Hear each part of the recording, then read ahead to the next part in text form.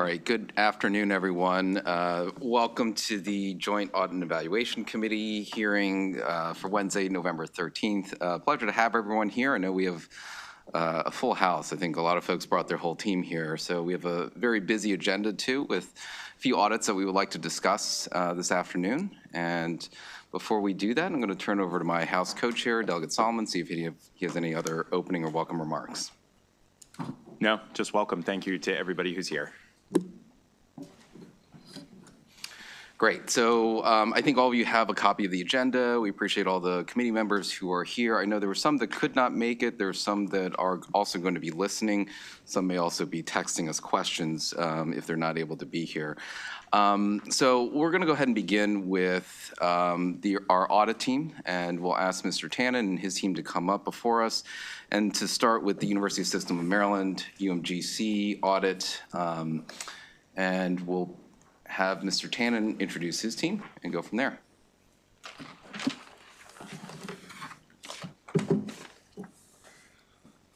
Good morning.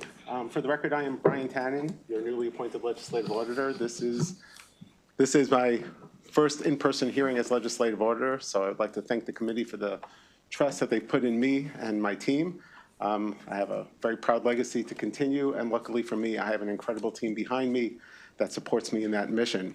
I'd like to introduce some key people today that are both part of the audit and newly appointed. First and foremost, Chris Tamanis is the newly appointed Deputy Legislative Auditor, and Josh Adler on my left. Many of you know Josh from his work with the Health Department and Department of Human Services. With the retirement of Paul Dens, Josh switched over to a different team, and he is now going to be overseeing the financial regulatory agencies and the University System of Maryland. And Josh is now a director in the office. With me on my right is Adam Westover. He was the audit manager on the UMGC audit and on the Frostburg audit that we'll hear about in a little bit. Behind me are various team members. It takes an army to put together a report of this caliber, if I could be humble. And the people sitting behind me make this all possible for me and actually make my job quite easy. With that, I'll begin. The majority of the findings that we're going to be talking about today have a common theme, and that theme is exemptions. And state law and regulations provide a myriad of controls that have served the state well for many, many, many years. And dare I say that virtually all the findings that OLA reports to this committee involve agencies that are not following those rules and regulations. Today is unique because those very same state laws provide exemptions to all those rules and regulations, procurement policies. And in particular, as it relates to the University System of Maryland, they are exempt from all those rules in totality. They have their own set of procurement regulations. But today we're going to be talking about more exemptions on top of that. Before I begin, I think there's two things I'd like to share. And first is what I think is a misunderstanding of this concept of an exemption. We all know that we're supposed to have competitive procurement. We all know that there are exemptions from that, and you can use a sole source or an emergency, or in this case, we could be using various other procurement methods. I think there is a misunderstanding on the use of this exemption. My kids ask me all the time, do I have to do something? And I say, do you have to do it? No, you don't have to do it, but you should. And I think that applies as it relates to some of these exemptions. They are exempt from following, in certain circumstances, they are exempt from having to use competitive procurement. The question is, should they be? And as long as there is a basis, a documented basis from deviating from the long-standing regulations that help to protect state assets, that's fine. That's what the law is intended. The things that we're going to talk about today are cases where we saw them using, or an agency using some of these exemptions, but not documenting the benefits or the basis for making that determination, and more importantly, not documenting whether or not the use of those contracts were in the best interests of the state. The second thing I'd like to point out is when you're going to use an exemption and deviate from all these rules and regulations, it comes along with a lot of risk. And with that risk comes sometimes an impact on both transparency and accountability. And all those things are going to be demonstrated in the reports that my team is going to be presenting you today. The first report that we're going to be talking about is, again, University of Maryland Global Campus. Adam Westover, the manager, will be presenting the findings. And most of the findings that we're going to be presenting involve something called HIDAs, or High Impact Economic Development Activities. And this is a first. In all the years that I've been a legislative auditor, we've never addressed a HIDA. I was actually hoping this report would come out under Greg Hook, because if Greg Hook was sitting at the table, he would have said, in 43 years, I have never seen a situation like this in my career. I can only tell you that I have never seen a situation like this in state government in my 29+ years with the state of Maryland. So it was a clearly unique activity. And what we're going to find is that the university has, by law, a right to create a HIDA, and the agency that creates that HIDA is exempt from using a competitive procurement when obtaining services from that entity. I'm going to turn it over to Adam. Adam's going to walk you through a list of the findings that we have, but suffice it to say that UMGC used these HIDAs without any competitive procurement, and more importantly, they didn't effectively monitor the related activity, which resulted in significant losses to the state. If I can, I guess my overall impression from the way the contract or these HIDAs were being monitored and our relationship when we were trying to audit them was they were playing both sides of the coin. In one respect, it's our HIDA. We don't have to use competitive procurement. It's our HIDA. It's I'm not going to say the name. It's an affiliate of UMGC. And then when it came time to asking for documentation to support the propriety of the transactions or accountability for the failures that we identified, well, they're an independent agency. And that was the challenge. The challenge that we had here, we were looking for both sides. We were looking support for the transactions, and we were looking for justification for the benefits that the university was getting from its relationship. I can tell you we found many, many, many findings with the failures from the method in which they were using it. We weren't able to come away with any documentation to support the benefits. With that, I'll turn it over to Adam. Thank you, Senator Lamb and Delegate Solomon and members of the committee for the opportunity to address the committee about our recent UMGC audit. As Brian said, my name is Adam Westover. I was the audit manager for the audit. We have a presentation that I'm going to walk you through the findings in the report. If you could go to the next slide, please. As indicated on slide 2, the report had 7 findings. It should be noted that UMGC addressed the 4 findings from our prior audit in November 2019. Also on slide 2 are the 3 HIDA entities, UMGC Ventures, Accelerate, and Helio Campus. The first 3 findings in our report relate to these entities, and we will discuss them in more detail on slides 5 through 9. Excuse me, Eric, you have the wrong slide up, sorry. Oh yeah, that's the systems office.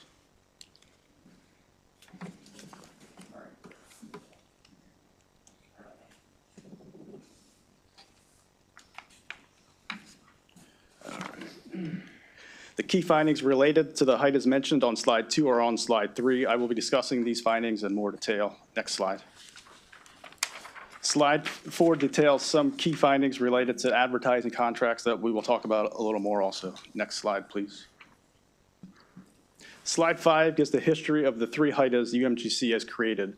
Under state law, it's under the public education article, a USM entity can create a HIDA. A HIDA is to be established to promote the economic interest of the state in areas such as job creation, commercialization, and entrepreneurship. Proposals for establishing a HIDA must be presented to the USM Chancellor for review and approval. The law that created HIDAs was passed during the 2012 session. It was House Bill 442. In September of 2015, the USM Board of Regents approved the creation of Helio Campus, which was a spinoff of UMGC's Office of Analytics. UMGC provided $10 million of its funds as a startup funding for Helio Campus. In June 2016, the Board of Regents approved the second HIDA entity, UMGC Ventures, which is a tax-exempt holding company to hold businesses commercialized by UMGC. UMGC transferred $15 million of its own funds to Startup Ventures. In September of 2016, UMGC transferred its ownership in Helio Campus to Ventures. In June 2017, the USM Board of Regents approved a spinoff of UMGC's Office of Technology, including their 100 employees, into a subsidiary company within Ventures. The subsidiary company called Accelerate offers IT services for a fee to educational institutions, including UMGC. UMGC did not provide any startup funding for AccelRed, which was initially not classified as a HIDA, but was subsequently approved as a HIDA in June 2019. In December of 2019, Ventures sold a controlling interest in Helio Campus. Next slide, please. Slide 6 has the purpose of Ventures and some limitations in our work during our audit. According to Ventures financial statements, the purpose of Ventures is to commercialize the technology, business process, and intellectual property of UMGC, increase enrollment revenues through corporate partnerships, and expand revenue to new areas to support UMGC. We attempted to review certain activity related to all three HIDAs in UMGC's oversight. In response to several of our requests to these entities, UMG stated it was unable to meet our requests. UMGC further advised that because of IRS regulations regarding the tax-exempt status granted to Ventures, that entity and its subsidiaries needed to remain at arm's length and not subject to any direct control from UMGC. UMGC declined to provide requested information or documentation. In our opinion, the extent of the exclusive work performed by Ventures and its subsidiaries calls into question the claim independence of the various entities. In addition, the UMGC president appoints the majority of the Ventures board. Although not in our presentation, in our actual report on page 12, we do summarize some key financial data that we got from IRS Form 990s filed by Ventures. We include details of key employee salary, bonuses that employees were paid, and compensation paid to board members. UMGC has recently informed us that the governing board for Ventures had a recent meeting and voted to provide access to all relevant supporting documents regarding financial compliance audits as requested by our office. Our office is determining how to proceed with this new information. Next slide, please. Slide 6 is the first finding in the report. We identified certain activities that raise question as to whether UMGC's continued relationship with Ventures and its affiliates is in the best interest of UMGC and the state. UMGC had not documented a formal, comprehensive, and documented evaluation of the cost-benefit analysis of whether Ventures, AccelRed, and Helio Campus are meeting all their intended purposes, goals, and objectives in the most cost-effective manner. UMGC has been the sole source of AccelRed's revenues almost the sole source, since its creation in 2017. According to Ventures financial statements, for fiscal years 2017 to 2022, between 91 and 99% of Ventures' consolidated revenue for these years came from UMGC, the vast majority of which was for IT services provided to UMGC by Ventures' subsidiary AccelRed. Ventures' revenue during fiscal years 2017 to 2022 totaled $215 million, of which UMGC paid $198 million for services from AccelRed. UMGC cannot explain critical aspects of Ventures' sale of a controlling interest in Helio Campus in December of 2019. UMGC management cannot explain the basis for the sale, how the buyer and sales price were identified, whether there were other potential buyers, the distribution of the sales proceeds of $26.3 million. $16 million of that was donated to the USM Foundation for UMGC's purposes. The remainder was retained by Ventures. The college itself did not get any funds back.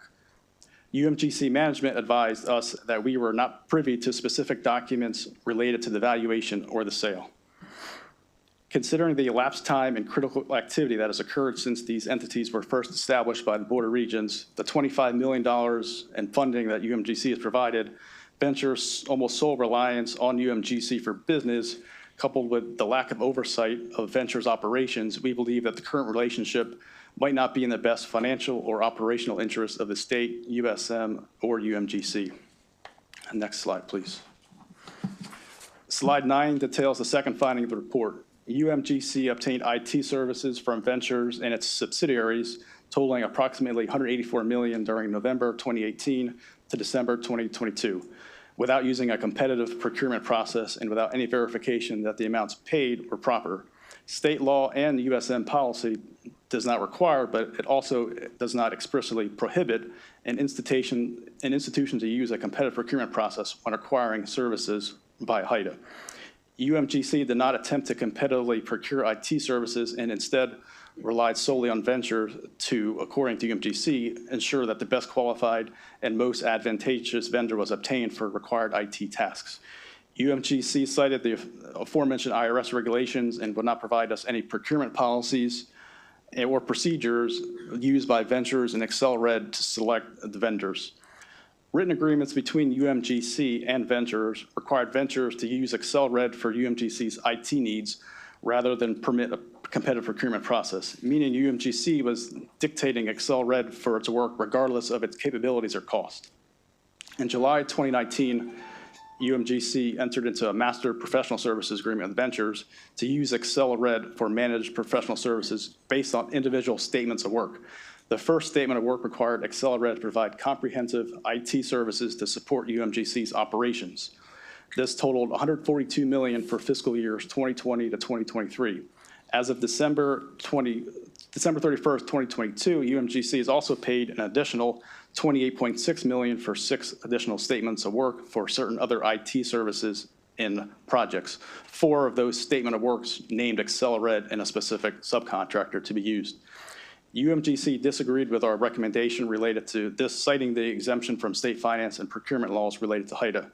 We included an auditor comment that explained we noted this fact in the report, and the law does not prohibit competitive procurement. Invoices received from ventures for IT services did not include a breakdown of costs incurred and services provided for the period, restricting UMGC's ability to be able to monitor the costs and services that it received from ventures. For example, the statement of work 1 would just it detailed that you would be billed 25% of the fixed cost each quarter. UMGC also did not verify the propriety of contingency fees charged by Accelerate. The fixed price for each year of the statement of work with Accelerate included a contingency fee of 10% of total cost, which totaled $11 million between fiscal years 2020 and 23. UMGC advised this fee was for unexpected business activity in response to our inquiries about the necessity of the fee and whether unused fees were returned to UMGC. UMGC refused to provide any information or documentation other than to say the agreement was fixed price. Next slide, please. Slide 9 is the third finding in the report. UMGC did not adequately monitor an IT project intended to establish a new student information system for UMGC's use, which was ultimately determined to be unusable and abandoned after $25.7 million was paid to ventures by UMGC. In July 2018, UMGC contracted with Accelerate through its agreement with ventures to replace its current student information system at a cost of $19 million, plus licensing costs, which were later determined to be $2.6 million, for a total cost of $21.6 million. Accelerate subcontracted work on the project to a third party. The initial go-live date for the project was January of 2020. The project was stopped and canceled in June of 2021 after an independent vendor prepared a report for UMGCs and ventures outlining significant deficiencies with the current status and direction of the project. At that point, project costs had reached $25.7 million. UMGC advised that it subsequently used its existing student information system vendor and used the existing vendor to update its old system at a cost of $719,000, a step that did not provide the functionality of the anticipated new system but was needed in order to continue processing financial aid. UMGC did not require periodic independent reviews of the project. The independent vendor was hired by ventures to determine the current status of the project and whether a go-live date in November of 2021 was achievable. 8 of the 9 project areas it examined were not ready to go live without significant risk. The report also expressed concerns regarding governance exercised by ventures on UMGC's behalf and advised that the current structure had prevented any real oversight by UMGC and that a restructuring would be required to have the project succeed. We actually included this report in its entirety as an exhibit to our report, in our report. UMGC's agreement with ventures does not provide for liquidated damages, and we were unable to determine if agreements between ventures and Accelerate or Accelerate and its subcontractor provided for damages since we were not able to get documents. Next slide, please. Slide 10 is the fourth finding in our report. In January 2019, UMGC competitively procured 2 advertising master contracts totaling $500 million, each with a 6-year term as part of a public relations campaign to increase out-of-state enrollment. The contracts had a total of 9 vendors, 4 were on one contract and 5 were on another, that met specific technical qualifications to provide various online and offline marketing services. UMGC did not have a formal documented process for selecting the vendors from the approved contract listing to perform the specific advertising services it wanted, such as the basis for the selection and required documentation supporting the selection. A competitive procurement process with the pre-qualified vendors was not used, although UMGC initially intended to use a task order process and had wording in the RFP, request for proposal, and that wording was subsequently removed. We were advised that although selection process is not documented, authorized employees made selections based on the vendor's initial technical proposals and a determination as to which vendor would be the best suited for specific service. However, the selection process did not document this or ensure that the most cost-effective selection had been made for each task. Statement of works did not include the specific services or deliverables to be performed, such as number of commercials to be aired, specific timeframes, or media outlets. Statement of works also did not include performance measures to enable UMGC to determine how successful the advertising services were to increase enrollment. UMGC advised these specifics were discussed with the vendor verbally, but without a formal record, there was no basis to hold the vendor accountable and ensure that all services and deliverables were received. UMGC disagreed with our recommendation related to using a competitive process within the pre-qualified vendors, saying it was not necessary or practical given its business model for advertising. We noted in the report the original intention was to provide competition with the task orders. However, this was removed. Without competition, UMGC is not in a position to determine and select the most capable and cost-effective vendor. We continue to believe the use of competitive procurement among the pre-qualified vendors is appropriate. Next slide, please. Slide 11 is the fifth finding in the report. UMGC did not adequately justify annual sole source procurements of 2 advertising contracts with the same vendor, one for digital marketing services and another for radio advertising services, and did not consolidate the annual contracts for each service, which we believe circumvented USM approval requirements for these services. And the annual sole source procurements were done each year for fiscal years 2020 to 23, and they were for $475,000 and $300,000 each.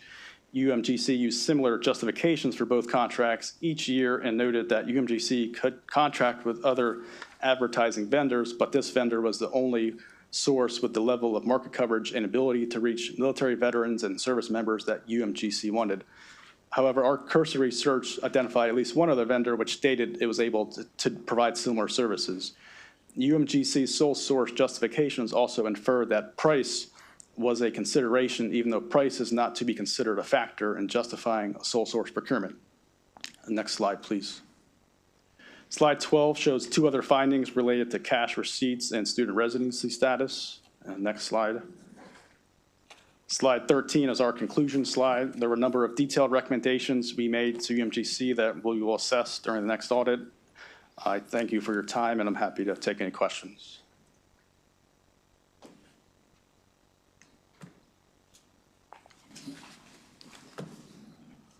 Any questions, members of the committee? Go ahead, Delegate Ahrens. This, you said this audit spans from 2018 to 22, right? October 2018 through December Okay, 22. but this HIDA was incorporated in 2015. Can you tell me who oversees this business unit? Are they an entity unto themselves, or are they part of the whole University of Maryland system? So I think it's a really good question, and we've had cases before and in previous conversations. The university does have something called institutions and Centers and institutions. centers and institutions, and they are parts of the university. These are independent entities. They are privately, Ventures is a 501(c), I believe. Yes. It's a private entity, and the 2 companies underneath it are completely independent, which is what led to our inability to get. But Global Campus is part of the main system, right? Is that right? Global Campus, Okay, yes, but correct. the entities you're talking about that are, HIDA approved, I'm not talking about them. Who oversees Global Campus? That would be USM. USM. How is it that we have something going on that I think is egregious? There's zero accountability, as you stated. How is it that that can continue for at least 6 years, possibly longer, because we don't know if it started in 2015. how is it this can continue? Is there no accountability up and down the line? Are they not monitoring these things even on a cursory basis at this point? That's a very good question. I know there are certain annual reports that the university files with Systems Office. I don't know exactly what Systems Office does on their end to monitor the activity of the HIDAs. That might be a good question for them when they get up. I think there was one audit done. There was one audit done by the USM internal audit on page, I think it's on page 12 of our report, in our background. Page 10 of our report. In January 2021, the University Systems Office internal audits did an audit, but they didn't have any issues with. They didn't have any issues with it. Correct. So they're probably not doing their own work. I mean, this is why we have education's a big issue right now. It costs a lot of money. The kids are coming out of school. They can't pay these loans off, but education is someplace where we should be really prudent and really frugal at looking at this. And I'm wondering, in a real world business, this can't happen. It typically can't happen without major consequences. And I just can't grab a hold of how it can continue like this, how we can give a group of people free rein to do what they want with zero accountability. Now, if there are benefits to what they did, I guess I'd like to hear that. Maybe I can wait for them to come up and explain it. But when you start looking at giving somebody the ability to just go out and say, follow the money, if you will, you might want to look at how these things have transpired and who's benefiting from this. It's certainly not the students, that's for sure. It's certainly not the taxpayers, that's for sure. I just would like to hear from them maybe who's benefiting from this type of business management and arrangement. We were trying to find out that very same thing. And if you look at the criteria for HIDA, there's a number of different criteria, one of which is supposed to be, if it's supposed to, it could bring in $1 million worth of outside income to the institution. That would be a justification. The question becomes, given the nature and the volume of revenue, the vast majority of revenue coming from UMGC, at what cost would we, even if they did accomplish the $1 million, how much did we pay to get that $1 million? In this case, we're funneling all that business, we're pouring in hundreds of millions of dollars. There's a cost-benefit consideration, but I think USM will be. All I'm saying is I'd like to know who wasn't asking those questions. Thank you very much. I know Senator Benson has a question, but while we figure that out, I had a follow-up question, I guess. You point out that HIDAs are expected to meet one of a few kind of job or business creation metrics, and it seems like the only one here that was met by UMGC Ventures was the metric that it generated at least $1 million of non-UMGC revenue, right? So it generated $1 million of revenue. We've also put in a lot of money into UMGC, particularly at the startup, to be able to get it started, right? And so, I think there's a concern that we put in a lot of money to be able to start these entities. The bar seems fairly low to say that it's only $1 million that it needs to have of non-UMGC revenue. And so I'm concerned that, this bar is so low that oftentimes we're not seeing a benefit as a state, significant benefit. So do you have any sense of how much external revenue from ventures actually benefit the state in terms of taxes? Or I assume that's the only benefit to the state, right? As you're starting these, startup organizations, that there is a benefit to the state in terms of taxes, tax revenue being generated. I think one of the thoughts when this was all set up was eventually they would generate money that would go to some UMGC pot of money that then they could use on other, UMGC funded, priorities, or maybe somehow get revenue or get tuition would maybe decrease in the future. But to what extent that actually happened, I'm not aware of. And that's sort of why we wanted to just recommend that you take a step back and do a good cost-benefit analysis to see is this really worth it. Because if you look at the public education article, and it has 6 different, criteria to be a HIDA, and as you mentioned, one of them is, awarding, coming in $1 million of revenue, but like you said, at what cost? Like, we award all this other money to them, but I don't know if that law needs to be revisited or, looked at to what the criteria is. So, but it's a good point. At what cost is it worth it? And that's sort of why we recommended a cost-benefit analysis to really see what other benefits does this bring to the table. Is there other, things that the university is getting from ventures? There could be, I guess, the tax benefit that you mentioned, but is tuition going down, like that's what we would want to see in like the cost benefit analysis that we recommended being done.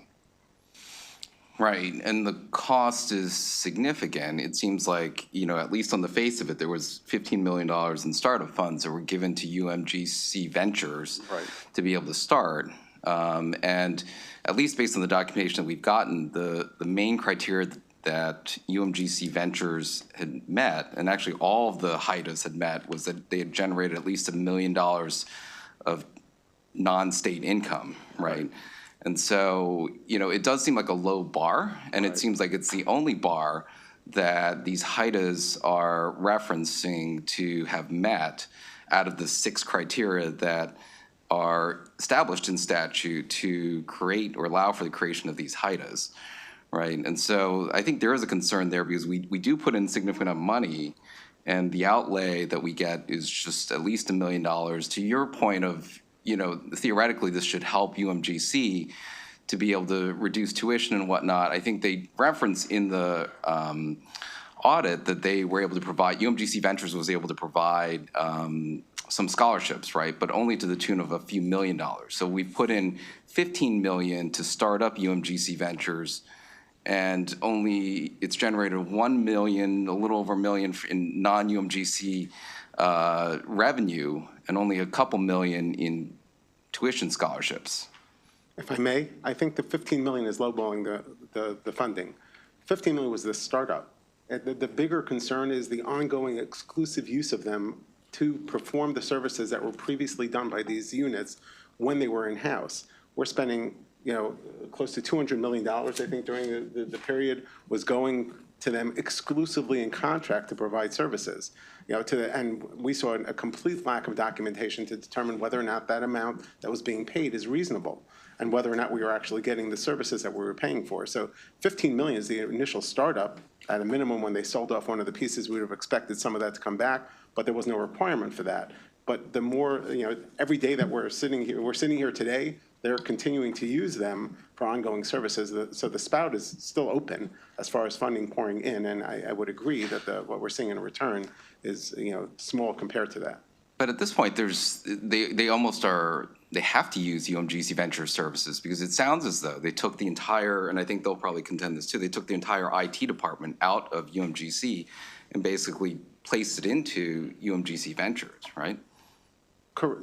Today, they have to outsource it because they gave away their resources to this entity. It doesn't mean that there's not other entities that could provide that service. What I'm trying to say is that right now, the funding that they're giving them to these HIDAs, it goes far beyond the initial outlay. And they put them in a position where right now, you're right, they don't have a choice. They will need to outsource it to someone, but the funding is now going exclusively to those HIDAs in return for those small returns that you mentioned earlier. With regards to the HIDAs, is there any requirement that any of the external money that's generated from a HIDA come back to the state? Or in theory, does the HIDA just have to make, that threshold of at least $1 million and none of that could come back to the state? I didn't see anything in the 12104, which is the law that you were referencing, that mentions money coming back. It's more just based on the criteria to establish. Okay. And the very fact that it's called UMGC Ventures, do you think that it provides a clear enough delineation that this is not UMGC? Because UMGC is in the title of it, right? And so the ventures can go out there, market themselves as a 501c3, I think. But is it your sense that it could lead to some confusion, that it's part of the state? My concern is that if it gives off the perception that it is a state agency or a part of UMGC, just like UMGC used them in a way that seemed to be less than arm's length, lack of competition, lack of proper monitoring, lack of accountability, another state agency may view them in the same way and have a relationship with them that is not treating them as independent. And that's where I'm trying to make sure, if you want to treat them as independent, then we should treat them like any other vendor, hold them accountable, take legal action if they fail to comply or provide us. The contract should be specific. The monitoring should be exact. All those things should be in place. And if we know that UMGC didn't do that, the question is, are other state institutions, maybe USM or someone from the UMGC can enlighten the committee on whether or not any other state institutions are using them in a similar service. And I guess last question for me is the audit that was done by USM, because they have their own internal affairs audit office, found no findings when they reviewed this, right, the HIDA here. And Well, their audit objective was to determine whether UMGC monitors the expenses incurred and verifies cost allocations by ventures in executing services under 2 contracts. There were no areas of improvement that were identified. So like they had like a focused review. And that's what they right, so it's a focused very different audit than the one that you performed, which is more from the state perspective. Is it providing, is it upholding to, it's, in compliance with state law, but also providing value to the state? Correct, but we were looking, some of the findings do directly relate to the monitoring, and I'm not here to second-guess another audit shop. I wouldn't want them to do that to me, and, they could better address what their scope is. But we definitely had issues with the monitoring or the lack of monitoring of the activities that were being contracted out to ventures. Well, it just seems like the Ventures doesn't want the monitoring either. They say that, you can't, and UMGC is not sharing the documentation or wasn't sharing the documentation or information coming forward. Senator Benson. Yes. Thank you very, very much. Thank you for your testimony. On page number 6 at the bottom, the independence, UMGC's position of independence from ventures. But then it goes on to say that the president appoints the majority of the ventures board. Wait a minute. That's a little crazy there. Explain that to me, and how can we change that? We sort of thought the same thing. We questioned the independence. But how can it be changed? Can it be changed? I don't know. Can this procedure be changed? I'd imagine it could be. I just don't know how that goes about to happen. I'm sorry, I can't hear you. I'm sure it could be changed, but I don't know how USM would change that. That's sort of just what we saw at the time. I'm sure that if they wanted to change how the board was, compromised, they could change the selection and approval of the board. Still sounds a little crazy. I believe this was a first. There may have been one other HIDA on the, USM could provide some testimony about that, but this is clearly the first of its kind. We've never come across it before. So, obviously there's going to be some growing pains, and hopefully there's some lessons that could be learned. But there is no precedent for how to go about setting these things up and establishing it, at least as far as we were able to see. I'd imagine maybe the chancellor of USM could reapprove the certification, because I think when all these entities were initially set up, that's where that requirement was for the president to approve the majority of the board. Maybe they could recertify the HIDA and potentially change some of that wording. I don't know if that would help address your question. But also what you all have essentially said was that this arrangement is costing the state money. Is that true? A lot of money. I'm sorry? It's costing the state a lot of money. The other question, if I can. So there are 3 institutions now wait a minute, 3 HIDAs. One's at UMGC, and where are the others? They're all HIDAs associated with UMGC. I'm sorry? They're all HIDAs associated with UMGC. There's UMGC Ventures, and then there's Helio Campus, and then there's Accelerate. They're all HIDA entities that were established by UMGC. That kind of opens Pandora's box for other institutions, right? Particularly if we're talking about the procurement process. It's a good point. The other question that could be asked is, we had a provision to create a HIDA, but here was a unique situation where you had one HIDA then with two sub-HIDAs underneath. And I think that does also impact the ability to monitor and hold people accountable. Instead of having one HIDA and having a direct relationship with the institution, they've instead took these 2 HIDAs, put them under this third HIDA, and so now everything is being filtered. So it does make it a lot more challenging to hold, who's accountable now, and where does the blame lie, and who do you go after when things don't go as intended. So that's something that perhaps the USM could address when they come to the table. And another thing to mention, the HIDAs, especially Excel Red, they then subcontract out with subcontractors to do work. So the work is being funneled from UMGC Ventures to Excel Red, who then uses a subcontractor to do the IT work. I understand. Very unacceptable. Thank you. I think I saw Delegate Moon and then Delegate Watson, and we'll go to Delegate Johnson.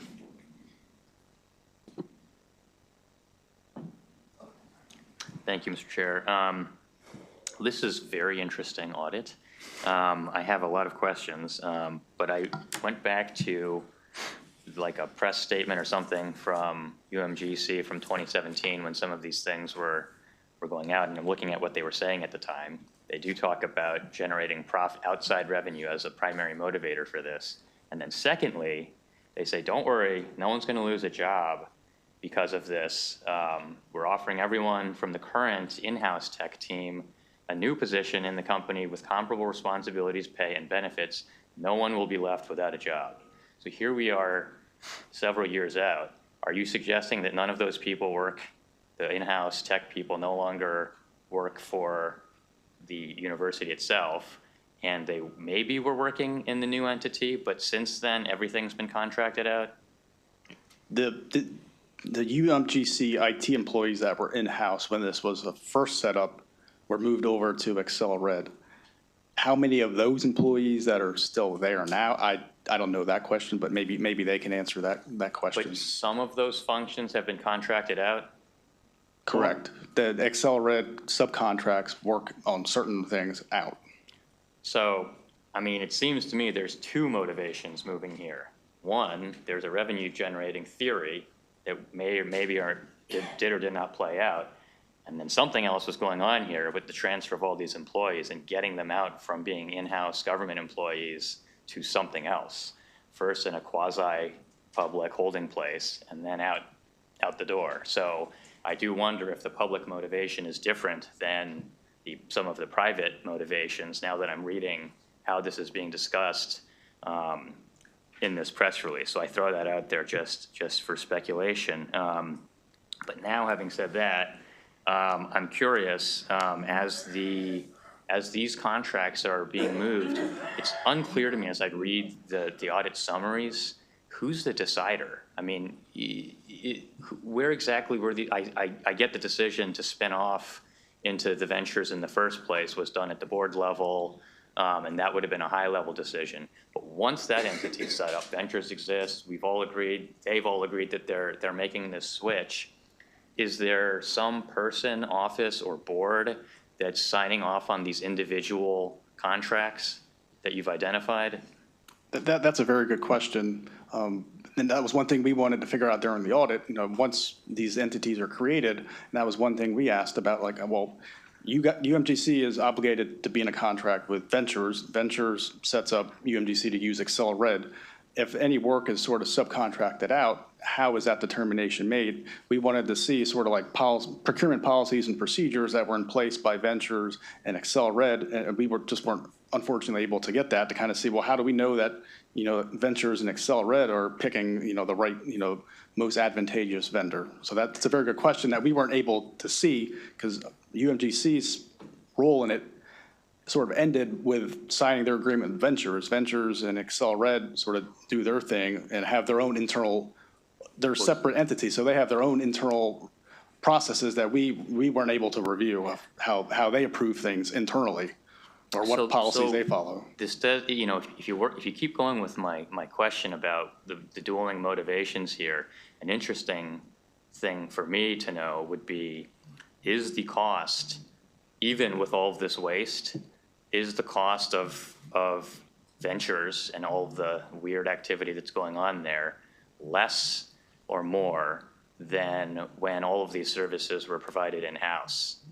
That's a very good question, and that's one thing we wanted to sort of see take into account when there's a cost-benefit analysis of the whole situation. I mean, it's interesting. You're saying other vendors could probably provide this for a lower cost, but it's sort of like we've adopted the logic that we've backdoored, outsourced these workers to contracting by way of a complicated daisy chain, right? We created this thing, we moved the employees there, we said they'd be good. Oops, a couple of years later, actually, they're gone, they've been outsourced.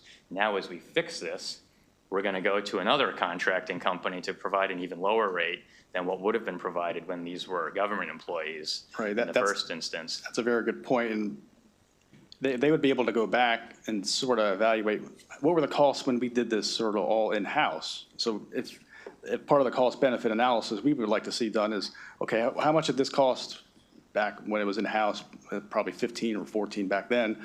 I know obviously inflation, like how much are we paying now? Did we pay 10 million for this then and now we're paying 30 or 40 million now? Like that's something we would want to be taken into account of the whole cost-benefit analysis as to whether it's the most effective and cost-effective. This outsourcing mechanism was put into place at the turn of the gubernatorial administration. Close to. I'm not throwing it out there like that, but I'm just trying to understand the decision tree and what was actually going on here. I think that would be a good question for USM. We don't look at things by administration, but we were looking for some of those very same things. And even when it came down to how many employees do they have, what are the salaries, none of that information is available because they're an independent entity now. And so those are, some of the trials and tribulations that we had as we were trying to navigate our way through the maze of corporate entities that we were trying to get support for. Last question. Is $500 million in ad spending the norm for the state colleges? I think that's going to be another great question for USM. I will say when they first brought the audit report into the office, I said, are you sure you didn't spell million wrong? It's like, that's a lot of money. I say $500 million because Yeah, that's a better $500 way million. of putting When you it. look at $500 million, the question was, and during the period that we were looking at, enrollment was actually declining. And so when you didn't have any of the monitoring that we were looking for, or any of the performance outcomes, or specific deliverables to go correlate, the dollar amount is significant. But I think having I'm watching the city of Cumberland waving $20,000 around and generating a whole lot of interest in people applying to move to the city. It's an interesting thing with $500 million and no scholarship funds turning up as people are suggesting whether, $500 million in free scholarships ought to generate some applications. It's an interesting question if the ad amount really is at that level, what the heck that's about. I think USM could, perhaps give some insight to what some of the other colleges are spending for advertising compared to the UMGC contract. Thank you And for remember, your that was work. just, Yeah. that was one contract. The report included other contracts on an annual basis that they were procuring sole source in addition to those costs. So those were not the only advertising ones. Those were the master contracts that was being referenced there. Okay, thank you. We'll alternate. We'll go to Senator Hedelman. Thank you, Mr. Chairman. I want to go to a little of an org chart, if you can help me, following up on my colleague's question. So in 2015, Helio Campus was the first one that was spun off, and to create the duties of the Office of Analytics, right? To do data sharing, to do analytics, to do platforms. And then it was sold to private equity for just over $26 million. So do you have a sense that, and it wasn't just for UMGC, allegedly, it was for other universities out there to use this kind of technology, right? So do you know if, first of all, where did that $26 million go? And second, do you know if those products were developed there and subsequent, and the reason for ventures was also to create an entity so that there can be commercialization of products, whether those activities, and obviously this is a question for you all too, but what did you find for both of those? That's a very good question, and we wanted to know sort of the details of how that 26 And they million was. couldn't answer. We couldn't get an answer on that. We do know that at least 16 million of it went to the USM Foundation to potentially award scholarships in the future. The other 10 million was retained by ventures. But we don't know how that 26 million was determined, how was the buyer selected? How was that valuation done? Was anyone else interested? And so do each of these entities have boards of directors that are making those decisions? I believe the ventures board now that Helio is sort of in a private equity, they're a little different, but I believe the ventures board oversees Accelerate, but that might be a question for Okay, them. and Helio is like gone. That's They not still have- under. they still have like a- small percentage, yeah. right? Okay, okay. I'll follow up later. Thank you. But UMGC Ventures Board is mostly appointed by UMGC's Correct. president. Correct. Right? And there are 2 UMGC employees that sit on the board, not compensated. And the reason, I want to just follow up, I mean, so you can make the argument that these are now pseudo-private entities that are doing more business, but they are seeded by public money, correct? Seated and ongoingly And ongoing, funded and then primarily by some the coming institution back. that created them. Right, okay. Yeah. Thank you. Mr. Chair. On page 6 of the PowerPoint or presentation that I'm looking at, you said we attempted to review certain activity relating to all 3, as well as oversight by UMGC. But UMGC stated that it was unable to provide the information because of IRS regulations. And so you had a dispute about whether that was actually appropriate or not, how the IRS regulations should be interpreted. But my question for you is, what were you, when you were referring to certain activity, what were you referring to? What things were you trying to review that you couldn't review? That's a very good question. On page 11 of our report, the actual report, we list out what we had requested to see. It was the existence of entity governing boards as well as the members and terms, meeting minutes, vacancies, title, salary, bonus, severance information for all, the employees, the existence of ethics and procurement policies for the entities, any agreements between the entities and other contractors, and any details on the sale of Helio Campus. So those were the sort of things that we were looking for. And theoretically, it's because these are private entities, and UMGC felt that the IRS didn't want, or keeps them separate, so are they aware of all that information? That's what I'm trying to get at. The information you were looking at, does UMGC know that information, or do they not know it? I don't know if, when we requested it, we were given the answer of, according to IRS regulations, we need to remain at arm's length, so UMGC cannot access that information. I know recently we got communication from UMGC that the Ventures Board had met and they're willing to provide us with certain access, and we're still, wrestling with, how we're gonna handle that. But at the time, UMGC, it was their position that they need to remain sort of at arm's length, so they can't get those sort of documents that we had requested, because they. And I understand that. The impression was that they did not have it, not that Yeah. they had it and they wouldn't give it to us. Right. So UMGC appointed the original board members of the 3 entities, is that right? I believe so, but they could probably clarify who actually appointed them. But they were appointed by the institution or the Yeah. president? The president of UMGC. Okay. But now, are the board members appointed a different way, or are they still appointed? That's a great question, and that was one of the things we had asked about, is how board members are, appointed, but we got that same answer. Because often when the parent, so to speak, organization appoints the original board, because of those regulations, the board then starts to have its own appointment process, where members of the board make the next appointments. Okay. So that's a question I have that's outstanding, if someone can answer that. Finally, Mr. Tannen, you said in response to Senator Benson that this is costing a lot of money for the state. Can you quantify that? So I can only give the dollar amounts that we had in the report. Where's the finding that said how much money was going on? Let's just add it up for our own clarification. 198 million from fiscal 2017 to 2022. In addition to the startup costs. Correct.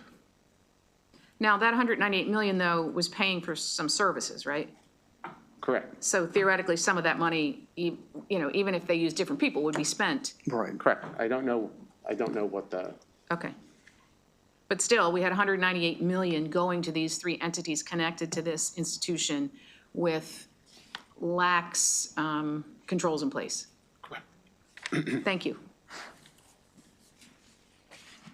I think just in the interest of time, I think we're gonna move to the agency. I will just say, I think to your points and the points that were just raised by Delegate Watson, I mean, I think the question is, we don't quite know whether we're wasting money or we're not, because if this was brought back in-house, we don't know how much it would cost, but that is the problem, I think, with this entity here is we just don't know. It is a black box. We still, obviously, UMGC would still need IT services. We don't know.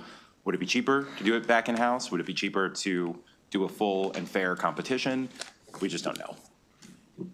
So I think with that, we're gonna bring up UMGC and Dr. Fowler and if you want to introduce your team as well. But just to follow up on your point, that's not I don't think that was the original point of creating these HIDAs, which is just to outsource your IT department. Right. But, Yeah. Thank you.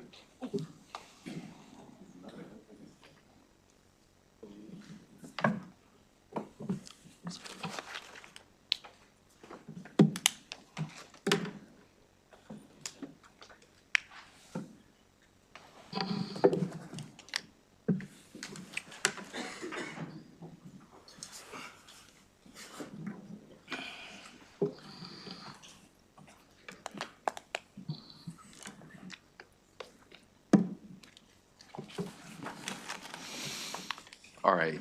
Next before us, we have leadership from UMGC, and we'll turn it over to President Fowler, who will introduce your team. Thanks, Chair Lamb and Chair Sullivan. I have with me my Chief Operating Officer, Joe Sergi, and my Chief Marketing Officer, Chuck Trierweiler. Shall we go? Good. So good afternoon, chairs and members of the committee. I appreciate the opportunity to speak to you about the August 23rd audit report and the steps we have taken to address the concerns noted by the auditors. I also want to thank Mr. Brian Tannen and his team for their work and engagement with the team at UMGC. As noted in the submitted report, UMGC has agreed with all of the recommendations of the auditors with two exceptions.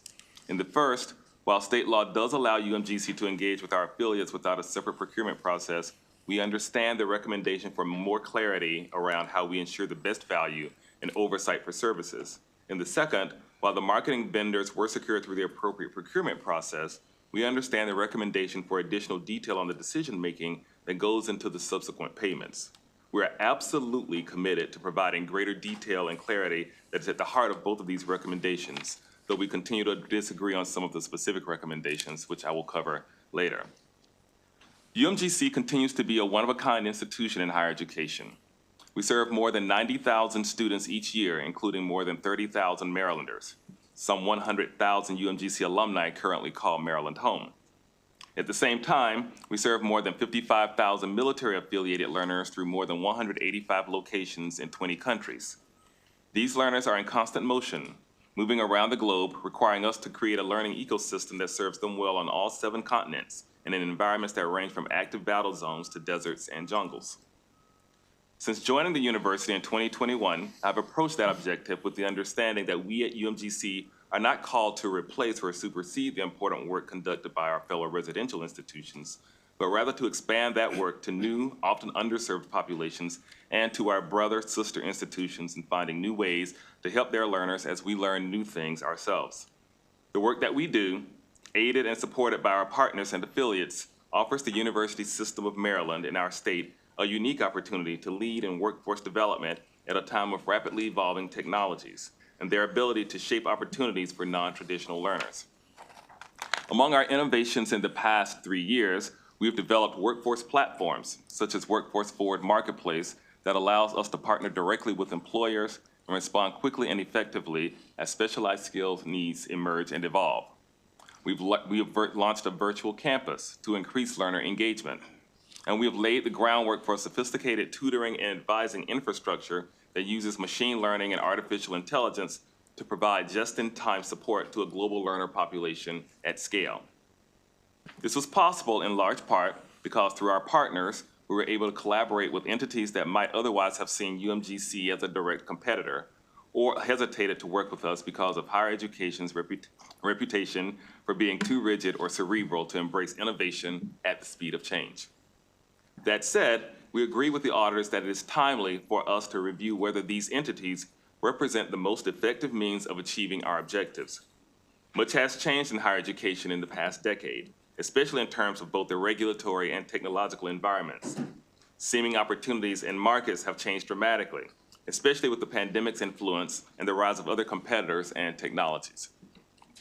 For these reasons, we have contracted with a reputable third-party evaluator to dive into our relationship with UMGC Ventures and Accelerate and review whether we are working in ways that best serve the interests of UMGC, USM, and the state of Maryland. This evaluation will also include a review by a tax expert who will assess the university's relationship with both entities as they relate to governance and taxation. It is scheduled to be concluded in spring of 2025, and we will report back to the Board of Regents on the results and our corresponding actions. While we engage in that review, we've also taken added steps in line with the auditor's recommendations to ensure proper oversight and results in our work with our affiliates. In 2021, we established an enterprise project management office charged with implementing best practices.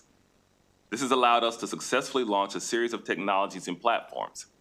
In 2022, Ventures provided a third-party comparison study of Accelerate service costs, which is being reviewed as part of the study that I referred to a minute ago. Additionally, Accelerate now tracks more than 170 data points, including some 85 key performance indicators, to ensure that it meets service levels that align with or exceed industry standards. As a high-impact economic development activity, the HIDA, Ventures have funded $1.6 million in scholarships to 950 Marylanders in FY24, with another $1.4 million planned for FY25. In addition, through UMGC Ventures and Accelerate, we forecast additional earnings potential related to licensing and commercialization of new technologies, including the proprietary cloud-based technology platform Aloft and multiple AI pilots currently in development, as well as initiatives directly responding to workforce demand, such as our short-term credentialing with Northrop Grumman and other partners. There has been some discussion of how UMGC could balance the need to maintain an arm's length from directly influencing UMGC Ventures and its affiliates, while also providing OLA with the information it requested about the organization's internal activities. As we have informed OLA, we are pleased that the Ventures Board has voted to provide all necessary documents requested by Maryland agencies and to continue doing so moving forward. Regarding our overall marketing expenditures, UMGC, like most national institutions in the adult learning space, relies on effective marketing to recruit learners and make them aware of the educational opportunities that we offer. The $500 million marketing authorization approved by the Maryland Board of Public Works in January of 2019 was a 6-year spend authorization that positioned UMGC to compete with national universities that were and are growing in prominence in the adult and distance learning space, including right here in Maryland and the larger DMV. By comparison, the Hechinger Report research indicates that in 2019 alone, 2 of our nonprofit competitors, Southern New Hampshire University and Western Governors University, spent $144 million and $127 million respectively, while UMGC spent between $29 and $37 million per year. The 2019 spending approval allowed UMGC to increase its marketing-related expenditures to between $45 and $55 million annually, while simultaneously taking steps needed to accommodate the related increase in leads and applications. This included improvements to our website, our admissions capability and the technology that supports it, our digital assets, our media strategies, and our creative assets. The 2022 enrollment declines noted in the audit report were compounded by unusual factors, including pandemic-related disruptions across higher education, including shutting down all hybrid and on-ground face-to-face services at more than 180 UMGC locations around the world, and difficulties associated with the launch of the new U.S. Army enrollment portal, which kept thousands of military learners from enrolling or re-enrolling. Since that time, our infrastructure and technology innovations have yielded excellent results around a variety of metrics. In FY23, new stateside enrollments increased 9% and grew another 14% in FY24, resulting in fall 2024 being the best fall start in UMGC's 77-year history. Since March 2023, we've increased national brand awareness from 12% to 21%, and during the same period, increased our national consideration score from 5% to 14%. While our core markets in Maryland and among active duty military are growing, it is particularly noteworthy that we are seeing significant growth in other segments of interest for UMGC as well. For example, new out-of-state learner headcounts are up 35.6% across all segments. New out-of-state veteran headcounts are up 53%, and new out-of-state headcounts from corporate or partnership clients are up 92%. These are particularly important because they support our goal of diversifying enrollments, thus strengthening our university and reducing the risk posed by further geopolitical crises or other potentially disruptive events. With regard to procurements conducted with and through our affiliates, we appreciate the auditor's concern and desire for additional details regarding post-procurement marketing activity, and we have agreed to provide additional documentation of the real-time decision-making that drives our media and digital decisions on our marketing spending. We continue to note that this type of marketing contract does not lend itself to a secondary procurement process. The initial procurement involves a deep and thorough 6-month process. Success in digital and media marketing is built on knowledge gained by learning from real-time performance over a period of time, as evidenced by our strong results. Attempting to reset those relationships midstream would in fact be counterproductive, lowering our effectiveness because of lost learning. We do monitor these vendors continuously, however, and adjust as needed, and continuing to follow procurement practices when we do. Last October, for example, we made adjustments between vendors and brought it before the Board of Public Works for approval. We will include the data used to make such decisions in the additional documentation that we have agreed to provide moving forward. So in conclusion, I again thank you for this opportunity to discuss these measures we've taken and are taking to address the concerns highlighted in the auditor's report. And now I'll be pleased to answer any questions that you might have. We also just wanted to give an opportunity. I know USM has separate an audit report that we're gonna cover later, but I think because a lot of the questions are gonna be, I think, related to policies both for UMGC and the system, we wanted to give the USM folks an opportunity to come up and answer questions as well.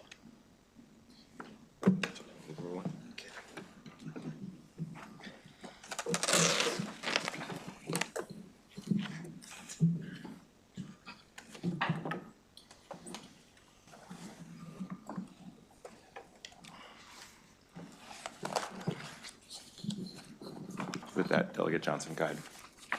Mr. Chairman, and thank you for coming today to answer some questions and help us sort through all of this. When the auditors requested certain information, they were told, as per IRS laws, that that couldn't be handed over to them. So with these HIDAs that you guys create, are they reporting to you, and is there accountability to you? And do you do your own internal audits to make sure that you're getting the best bang for the buck and that the state is getting some quality return on the investment and that the students are receiving some kind of return, whether it be better education or a lower tuitions? Or that's one question. My other question is, you reported an increase in enrollment, but coming out of the pandemic, would not some of that be from some folks who did not feel comfortable during the pandemic enrolling or were held back from enrolling and are just now coming out of that and now enrolling in college? So let me take the second question first, and I'll come back to the first question. A lot of the enrollment that we've been looking at are new enrollment markets for us, and that includes particularly our out-of-state markets. Of course, UMGC has a very large online presence, and over the last several years, what we have seen are those out-of-state markets where we've been trying to target for a period of time growing, in addition to the work that we've seen in some of our in-state markets. So for that piece of it, yes, we do believe that these are new markets generated in part by the work that we have done in these states. And we do have quite a number of metrics in place that talk about what we're seeing state by state, as well as what we're seeing with the various demographics, veterans, military affiliated, and others around the country. On the first, the Ventures board has a board, the one that actually voted on allowing all those documents to be made available. And the affiliates would report up into that Ventures board. We continue to report out on various aspects of their performance and the results that we've been looking for things like the scholarships that we are looking for. And as we are talking about the work around price markets or pricing for various things, we do have reports that are currently in place that are helping us to understand what are the prices we have versus what some of the other prices might be in the marketplace. If I may, one more. And do you have a role in appointing all the board members on all the HIDAs? No, so for the three that have been listed here, Helio Campus has its own board, and I don't have any relationship at all with that one. With our board, the current bylaws do have me appointing some portion of the board members, but the rest are appointed by the chair. Okay, thank you. Thank you, Mr. Chair. Thank you, Mr. Chairs. I guess I'm hoping you can clarify some of the origins of, and maybe that's difficult since some of you weren't here for when this all went down, but the thing I'm trying to wrap my brain around is, again, it's the motive and the goals that were set in motion when doing this originally.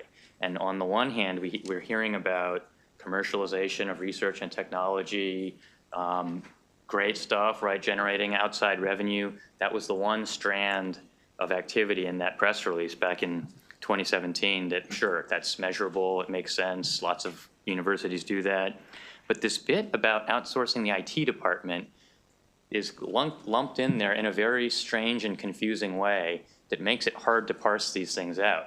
Because that whole program of commercializing technology is here in this one entity, but then you all added to it, well, at the same time we're doing this, let's get rid of our IT department, put it over there in this new thing, and theoretically, they were claiming that was the same revenue generating mission, that IT department would not just service USM, it would service other people and take other contracts and get money, and that would be a revenue stream. So they were merged missions in that respect, that both were going to be revenue generators.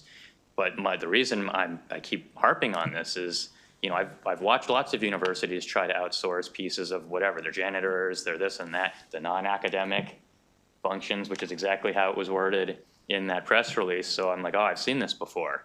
And so it's just standing out at me, like, stop me anywhere if I'm wrong. What's going on now is you have the commercialization of the technology. You didn't stand up the IT department as a private money-getting enterprise. And so what's happening is you have that research and development and commercialization going on. But on the side, we're basically, money is moving that would have been the money you used in-house previously to service IT. And that's this weird thing that sits on top of this whole structure that's supposed to be a revenue generating structure. And it doesn't appear to be anything related to the revenue generation, except to the extent that the giant amount of money that's expended on these IT contracts might have some arbitrage or something that someone is using. We don't even know where that money's going, but I guess theoretically there's money there. But why are these two functions connected? The outsourcing of the IT department is a very confusing thing to have layered on to this commercialization of research. And I'm hoping someone can help me understand, did we make money doing this? Did we lose money? Do these two functions need to be connected? And is there any way to split the balance sheet out in such a way that we can clearly see what revenues are coming in from commercialization versus what is this weird moving of the money that we're doing between government and non-government entities? It's the same freaking money that we have to pay to service IT. That didn't go anywhere. And so seems to me a totally different accounting from the primary stated function of this entity, and it's very confusing to me. So maybe someone has the truth on how these numbers pencil out. Are any of these staff, as promised, still getting their benefited salaried positions doing IT servicing for USM, or is that no longer true either? Anything on this would be helpful. Certainly, and I can, this is from my background in the industry before I got here, but I can tell you that back in the mid-2000 teens, there were a lot of schools who were looking for ways to actually go online. And there was a move by a number of schools who were in this space to think about, could we offer our services and find ways to actually create a product version of this. In fact, there are quite a number of businesses that have stood up over the last 10 years, mostly in the OPM space and others that are trying to help any number of schools go into the online space. So I can understand the idea of saying if we can provide those services for various organizations, there may be an opportunity for those services to generate revenue for the organization. There have been some private businesses that do that.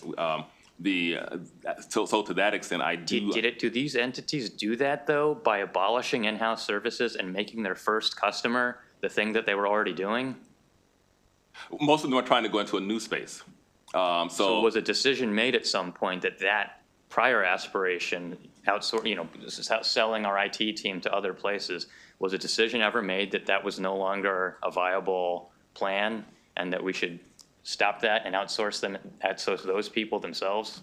Well, that's part of what we're trying to do with the work that's going on with the third parties study, which is what is the market like now?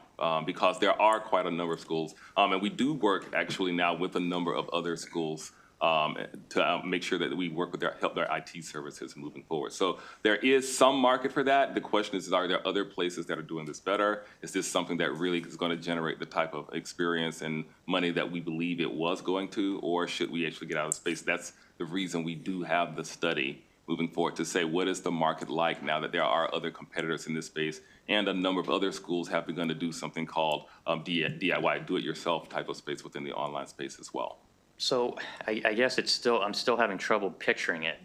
Are the staff that were promised they were gonna have jobs doing IT, still having jobs doing IT in any, do we know where they are? Are they still in your orbit some way? Yes, and of course, other than the normal process of people moving jobs, those people are still doing quite a number of those same types of jobs within the IT staff.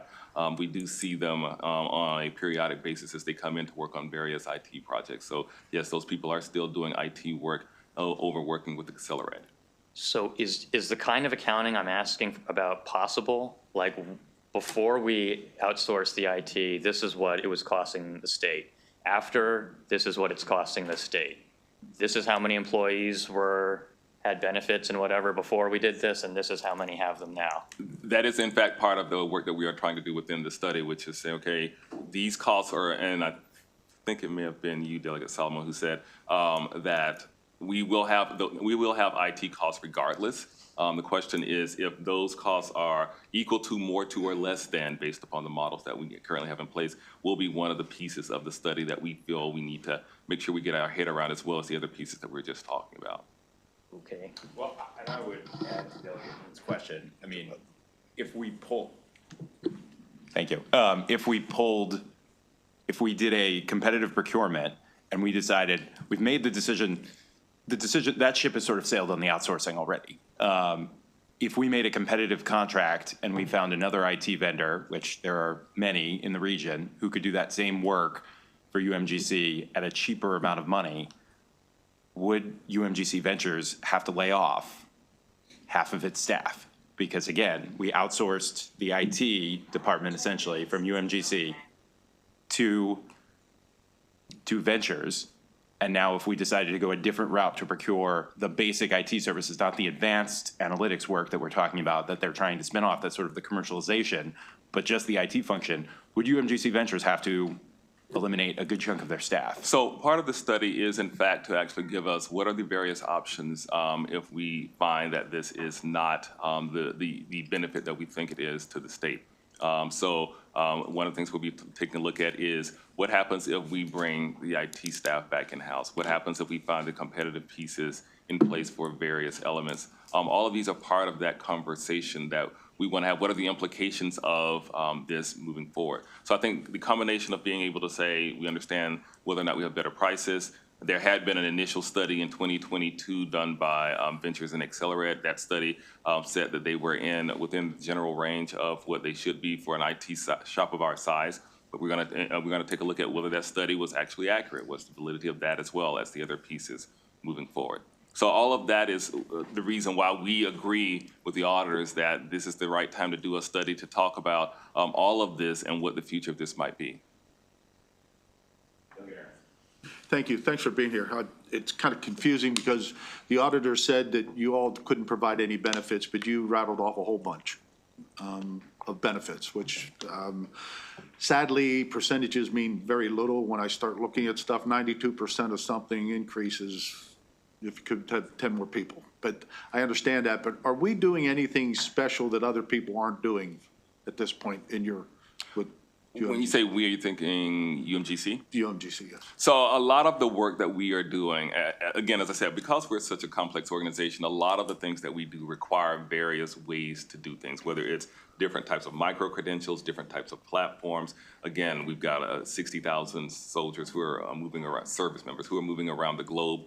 How do you create a mobile experience for the ability to do those types of things? All of the various elements, we are working with some machine learning elements to figure out how can we increase student success rates in ways that other institutions do come and ask us about, even to this day. And so being able to take a look at how we do those things and whether there is an opportunity to commoditize some of those things is one of the things we want to continue to explore.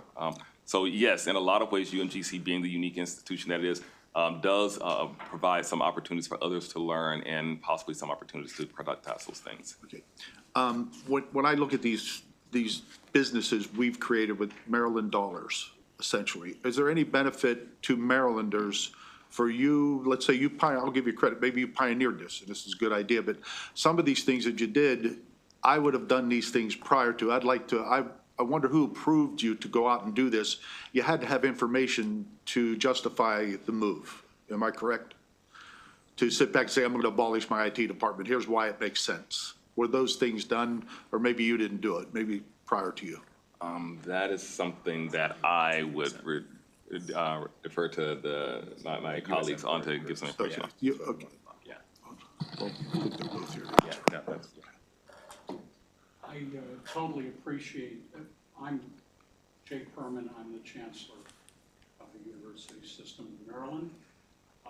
And I do very much appreciate what the auditors have raised and certainly what you have raised. I could say, and it's true, that I wasn't in the room at the time. This preceded me. My board chair, Ms. Linda Gooden, was on the board and maybe can shed additional light. But the point that I would ask you to tolerate me making is that UMGC is a great asset to the people of Maryland and certainly to our public higher education system. It helps to distinguish us as a higher education system of great repute. And perhaps it wasn't seen in 2017, but higher education was undergoing great transformation, which was accelerated by the pandemic. And with transformation, you need to have entrepreneurial activities. You need to encourage entrepreneurial activities. That's what UMGC is all about. And it's different. Yes, it's different from research commercialization. But it allows us to innovate. And some of what has been described here is in the category of innovation, entrepreneurship, to support, to fund our transformation, serve our students well, develop further the workforce. What seems to have gotten misaligned is that the intents, which I think, in my humble opinion, were totally appropriate, are not quite aligned with the rules that need to be followed, with what you all expect. That's what I think we need to be after here. But the thought, the initiative, I would think in my role as chancellor and in the board's role, we have to encourage entrepreneurship, no pun intended.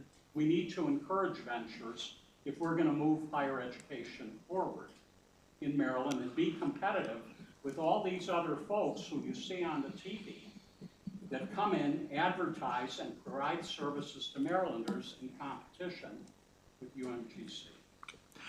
But bottom line on all this, to me, would be this, and you see this, you hear it every day. We have kids coming out of our universities and colleges that cannot get jobs. They cannot pay off their loans because they can no longer get that job. Is this process that you're talking about, and I don't know if you answered my question about, was there any planning on this and who did that? That was before your time.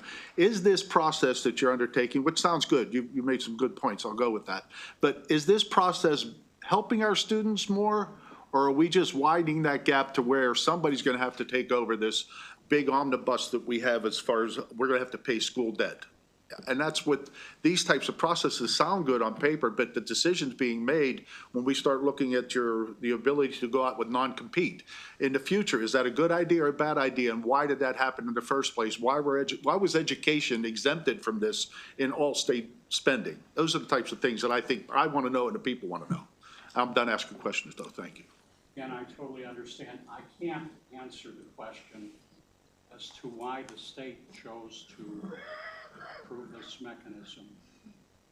Having said that, I take your point about concerns regarding students going out and not getting jobs. I think we have the data to show that our students are doing well in terms of the outcome. We are constantly working to make sure that while our students are in school, we make them successful so that they graduate and get a job. We are concerned about the debt, and that brings me back to one of the motives, as I recall the discussion. I happen to be an institution president at the time this was approved by the board. A good deal of discussion revolved around the fact that if we did this and if we were successful as entrepreneurs, we could provide the scholarships that deal with the cost of a higher education.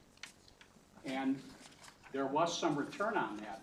Whether the return is sufficient to warrant the actions that were taken, I think that's to be analyzed. But the intent was there. And just to add to the discussion, particularly Delegate Moon, in 2015, almost 10 years ago, which is a lifetime in technology, as you all are. Can you hear me? Okay. It was almost 10 years ago when the board agreed to set this up. And the reason they set it up is because, as you're all aware, state funding to UMGC is considerably less than to our other universities. And as a result of that, they were looking for other ways to drive revenue. And so that their students would not have to bear the cost in tuition. That was a big concern for them at the time. And the thought was that moving the IT department into this Accelerad would allow them to use this platform commercially and sell it to other universities, and also use it within the system so that some of the other schools could come online. 10 years after the fact, does that still make sense? It may not 10 years after the fact, and that's why Greg and the team has been working with an outside third party to do a full review to see if the decisions that were made in 2015, 16, 17 are very different than the decisions one might make today. And we expect to get that report in the spring and then make decisions based on that. But that's the reason you saw the IT department come over. They had the knowledge, they had the technology, they had the platforms, and that was the vehicle they were going to use to raise revenue.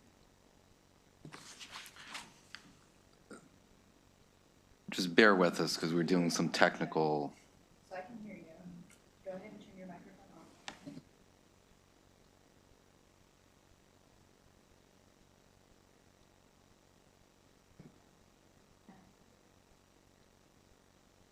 Audio issues with the live stream.